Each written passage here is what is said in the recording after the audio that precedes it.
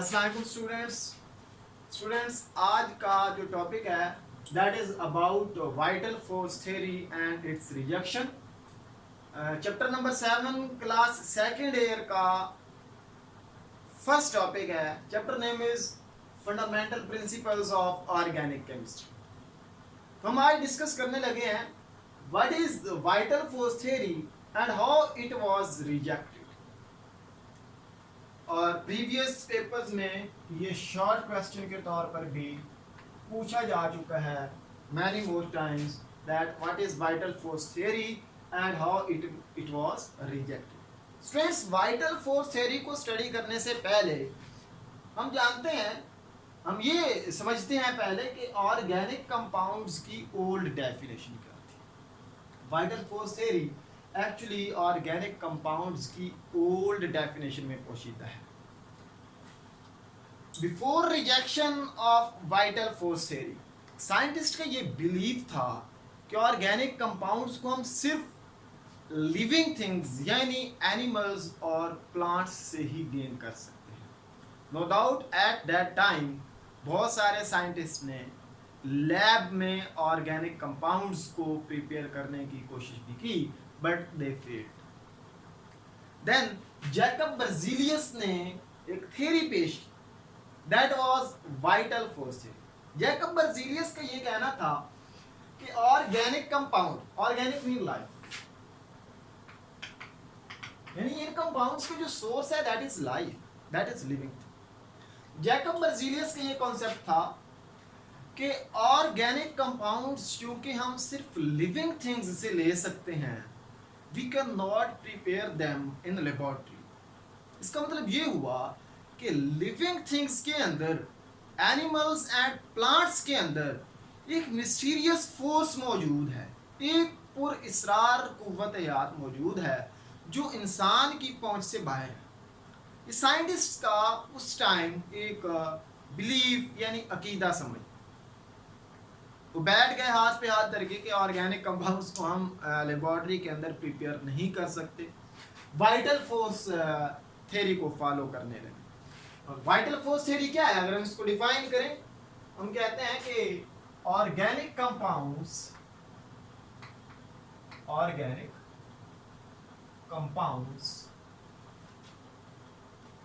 Can only be manufactured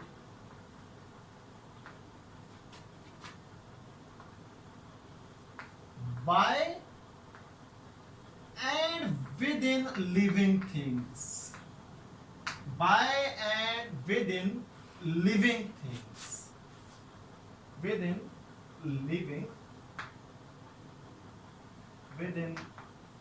living things। Vital force theory का ये first part है। The second part is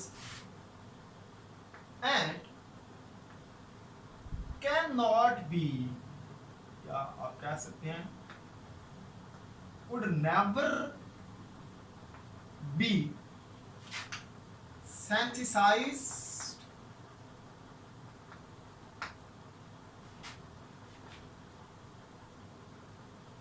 from inorganic material in laboratory. That was the concept, that was the belief of scientists before the rejection of vital force theory. Students, मैंने यहाँ पे इसको underline किया है कि organic compounds can only be manufactured by and with in living things, could never be synthesized from inorganic materials in laboratory. For example, glucose एक organic compound है, C6H12O6। This is glucose and this is an organic compound. Organic compound को मैं OC लिख दिया करूंगा।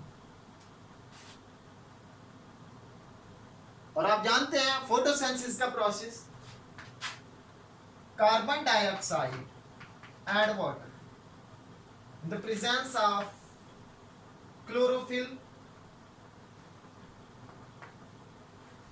and sunlight. Carbon dioxide और water के reaction से ग्लूकोज प्रिपेयर होता है in plants body, in plants body. Leaves के अंदर जो है फोटोसिंथेसिस का प्रोसेस होता है और वहां पर ग्लूकोज प्रिपेयर हो रहा है। This is an organic compounds. तो ये वाली एग्जांपल इस डेफिनेशन को सेटिस्फाई करती है कि organic compounds can only be manufactured by and with living. इस तरह urea, another example is urea preparation. Animals के लीवर में ammonia got converted into urea. Ammonia और कार्बन डाइऑक्साइड के रिएक्शन से यूरिया बनता है जो in the form of urine excrete कर दिया। This is an organic compound. This is an organic compound और ये कहां पर प्रिपेयर हो रहा है? In liver of human body और animals. Students, this is vital force theory. Scientist के बिलीफ बन चुका था। वो लेबोरेटरी में ऑर्गेनिक कंपाउंड्स को प्रिपेयर करने के लिए, सिंथेसाइज करने के लिए बिल्कुल भी अब वर्क नहीं कर रहे थे, क्योंकि उनका एक अकीदा बन चुका है। जिस तरह किसी भी बंदे का भी एक अकीदा बन जाए तो उस पर कोई क्वेश्चन नहीं होता, बिलीफ है, वो अकीदा है। तो साइंटिस्ट का भी ये एक बिलीफ बन चुका था and they were not working in laboratory for the preparation of organic compounds. Then 1828 में एक revolution आया organic chemistry में, and what was that revolution? Vital force theory, also known as vitalism. Vital force theory was rejected by Wooler. Wular ने lab में एक organic compound को synthesise किया, that was urea, जो कहां से मिल रहा था? जो एनिमल यूरिन से मिल रहा था। यूरिया प्रिपेयर किया कैसे? Let's see.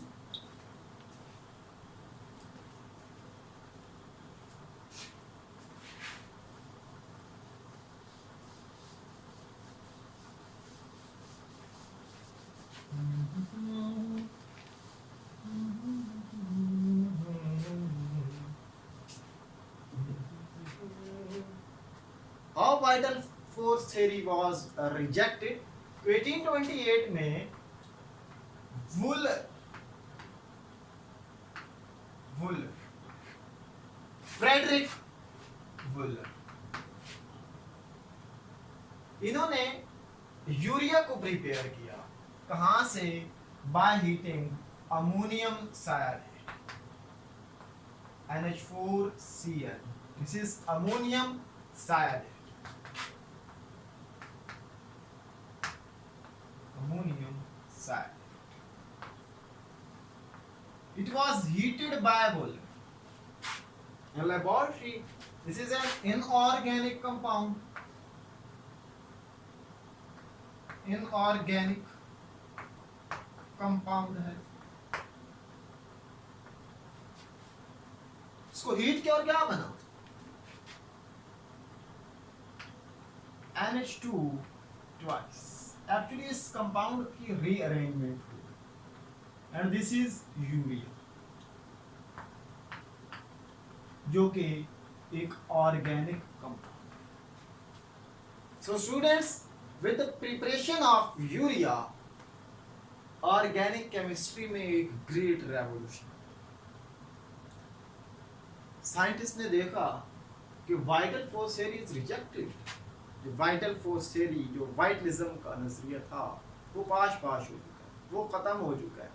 साइंटिस्ट का ये अकीदा टूट चुका है कि organic compounds can not be prepared in laboratory. क्यों? वुलर ने एक ऑर्गेनिक कंपाउंड यूरिया को लेबोरेटरी में प्रिपेयर कर लिया है। तो देन स्टूडेंट्स, इसके बाद बहुत सारे साइंटिस्ट ने लैब में वर्क करना स्टार्ट कर दिया, और वुलर के बाद कॉब ने एसिटिक एसिड को लेबोरेटरी में प्रिपेयर किया। एसिटिक एसिड की प्रिपरेशन के साथ ऑर्गेनिक केमिस्ट्री यानी ऑर्गेनिक कंपाउंड्स को लैब में प्रिपेयर करने का जो काम है वो मजीद तेज हो गया। इसके बाद एसिटिक एसिड के बाद नेक्स्ट कंपाउंड थोड़े ही टाइम में मीथेन को लैब में तैयार कर लिया। So students, क्वेश्चन आता है what is vital force theory and how it was rejected.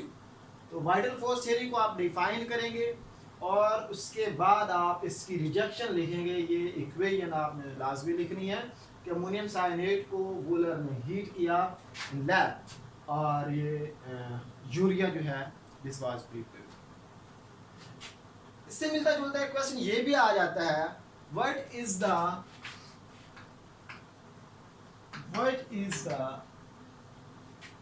importance of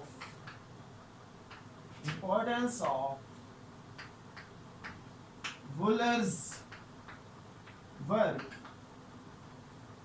in the development of organic chemistry। Volar synthesis या वोलर वर्क, इसको हम वोलर सिंथेसिस के नाम से भी बोल सकते हैं। इसकी क्या इंपॉर्टेंस है? देखें, वोलर वर्क से पहले साइंटिस्ट का ये बिलीव है कि organic compounds can not be prepared in laboratory, और वोलर वर्क के बाद after the formation of urea, after the synthesis of urea in lab, scientist ने वर्क करना शुरू कर दिया और अब मिलियंस और बिलियंस की तादाद में ऑर्गेनिक कंपाउंड्स को प्रिपेयर किया जा चुका है, और पर ईयर ऑर्गेनिक कंपाउंड्स जो है वो थाउजेंड्स की तादाद में, मिलियंस की तादाद में प्रिपेयर किए भी जा रहे हैं। तो after with the rejection of vital force theory, organic compound की जो ओल्ड डेफिनेशन थी कि organic compounds can only be manufactured from living things, can only be obtained from living things, ये डेफिनेशन भी फ्लॉप हो गई। तो ऑर्गेनिक कंपाउंड्स की जो मॉडर्न डेफिनेशन है वो क्या बनेगी? तो what is the modern definition of organic compounds?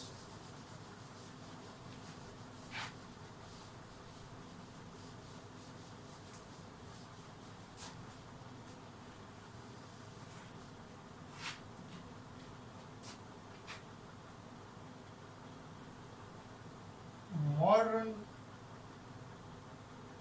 definition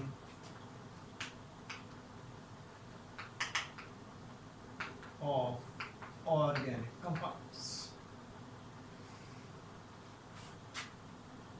Compounds which contain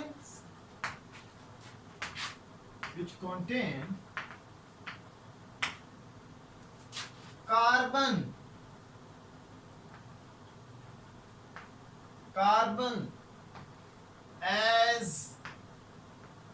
essential element,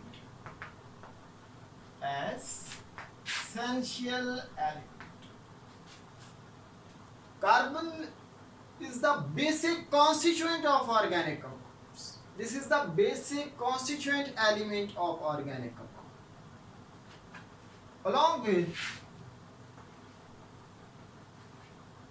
carbon के साथ साथ hydrogen, oxygen, nitrogen, sulphur, phosphorus and halogens etc. and man. This is the modern definition of organic compounds कि organic compounds जो हैं ये वो compounds से जिनमें carbon constituent elements along with hydrogen, oxygen, nitrogen, sulfur, phosphorus and halogen। अब इसको एक और वे से भी डिफाइन कर सकते हैं कि organic compounds are the covalent compounds of carbon and hydrogen, carbon and hydrogen, या कार्बन के साथ hydrogen, oxygen, nitrogen, sulphur, phosphorus, halogens, इन सारे एलिमेंट्स के कार्बन के साथ बॉन्ड्स जो हैं दे आर कोवलेंट बॉन्ड्स। एक और बात याद रखनी है कि ऑर्गेनिक कंपाउंड्स जो हैं, organic compounds they all are covalent in nature, they all are covalent in nature. हम जानते हैं कि carbon is a non element, non metal, और इसका बॉन्ड किसके साथ देख रहे हैं? हाइड्रोजन के साथ, oxygen, nitrogen, sulphur, phosphorus and halogen. These all elements are also non-metallic elements, भी नॉन मेटल्स हैं। तो जब भी नॉन मेटल का नॉन मेटल के साथ बॉन्ड बनेगा, that is a covalent bond. इसलिए हम कहते हैं कि organic compounds are the covalent compounds of carbon and hydrogen, carbon and oxygen, carbon and nitrogen and sulphur and phosphorus and halogen. अब इस डेफिनेशन में कुछ एक्सेप्शंस भी हैं। वो कौन कौन सी एक्सेप्शंस हैं? हमारे पास कुछ एलिमेंट्स ऐसे हैं, कुछ कंपाउंड्स ऐसे हैं जिनमें कार्बन तो मौजूद होगी, जिनमें आप कार्बन भी देखेंगे, हाइड्रोजन भी देखेंगे, ऑक्सीजन भी देखेंगे, नाइट्रोजन भी देखेंगे, हैलोजेंस भी देखेंगे, है ऐसे कुछ कंपाउंड्स मौजूद होंगे, लेकिन वो ऑर्गेनिक कंपाउंड्स नहीं। For example carbon dioxide, carbon monoxide, cyanides, carbonates, bicarbonates,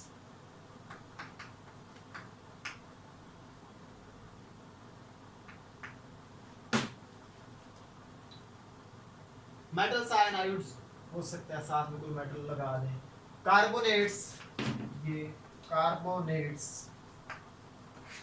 like sodium carbonate Na2CO3, calcium carbonate, magnesium carbonate. इस तरह बाइकार्बोनेट्स की अगर बात करें, बाइकार्बोनेट्स,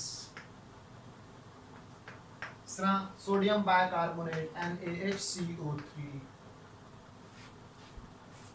अब इनमें देखें कार्बन भी है, हाइड्रोजन भी है, ऑक्सीजन भी है, carbon oxygen, carbon oxygen, carbon nitrogen, carbon oxygen, hydrogen, carbon oxygen.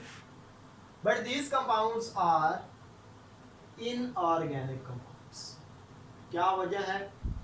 ये जो कंपाउंड्स हैं ये ऑर्गेनिक प्रॉपर्टीज, जो ऑर्गेनिक कंपाउंड्स की प्रॉपर्टीज हैं उनको फॉलो नहीं करते, इसलिए इन कंपाउंड्स को हम इनऑर्गेनिक कंपाउंड्स की कैटेगरी में ही रखते हैं। These are not organic compounds. Okay students, अल्लाह हाफिज। मेरी दुआ है कि आप सब खुश रहें, इसकी प्रैक्टिस ज़रूर करें, इसको लर्न करें। अल्लाह हाफिज।